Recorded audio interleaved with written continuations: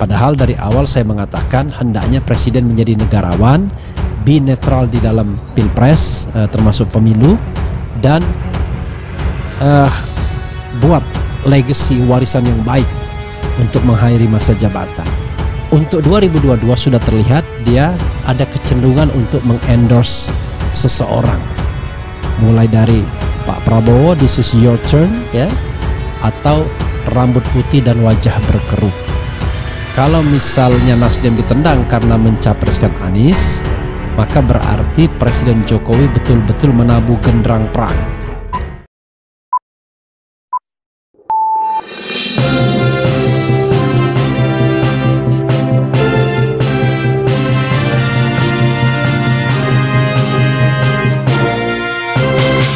Tendang pasukan Surya Paloh dari kabinet gegara Anies Baswedan.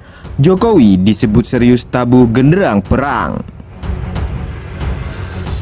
Memanasnya hubungan Presiden Joko Widodo dengan Ketua Umum Partai Nasdem Surya Paloh imbas deklarasi Anies Baswedan diprediksi akan berujung pada ditendangnya Menteri Nasdem dari Kabinet Jokowi.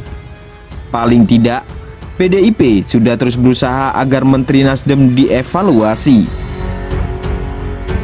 Mengenai hal ini, pakar hukum tata negara dan pengamat politik Refli Harun menilai jika Jokowi melakukan reshuffle hanya karena Nasdem deklarasikan Anies Baswedan jadi capres, maka sama saja Jokowi menyatakan perang. Kalau misalnya Nasdem ditendang karena mencapreskan Anies, maka berarti Presiden Jokowi betul-betul menabuh genderang perang. Artinya no negosiasi anymore terhadap Nasdem yang mendukung Anies Baswedan, dan ini menjadikan Anies memang ditempatkan berseberangan dengan Presiden Jokowi.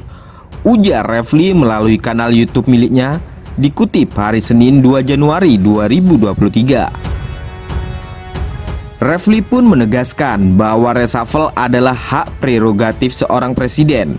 Namun jika dengan alasan beda pilihan politik Nasdem ditendang, maka Jokowi tidak mencerminkan sikap seorang negarawan.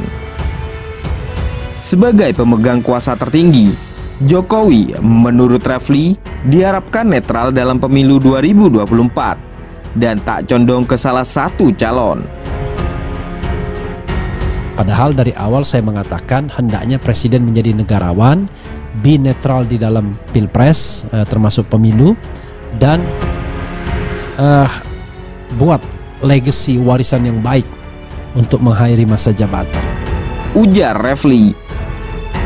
Karenanya menurut Refli pada tahun 2023 ini jadi tahun krusial bagi Jokowi untuk menunjukkan sikap kenetralannya atau justru ingin memperpanjang kekuasaannya lewat berbagai cara sebagai perpanjangan, penundaan, atau memastikan putra mahkota bisa menjadi presiden. Kita lihat pilihan Jokowi di 2023, mau menjadi negarawan, be netral, meninggalkan legacy yang baik, menciptakan pemilu yang jujur dan adil yang dia tidak pernah mention, ya. He never mention about the fair election. Ataukah dia tetap menjadi politician walaupun sudah 2 periode, punya kepentingan dinasti keluarga, punya kepentingan mengamankan proyek, punya kepentingan melanjutkan proyek, punya kepentingan lain-lainnya, dan akhirnya mengupayakan 3 periode, kalau tidak bisa perpanjangan masa jabatan, kalau tidak bisa penundaan pemilu, kalau tidak bisa mengendorse putra mahkota. Jelas Refli Harun.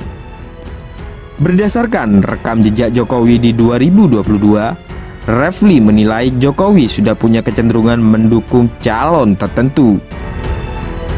Untuk 2022 sudah terlihat dia ada kecenderungan untuk mengendorse seseorang, mulai dari Pak Prabowo, this is your turn, ya, atau rambut putih dan wajah berkerut.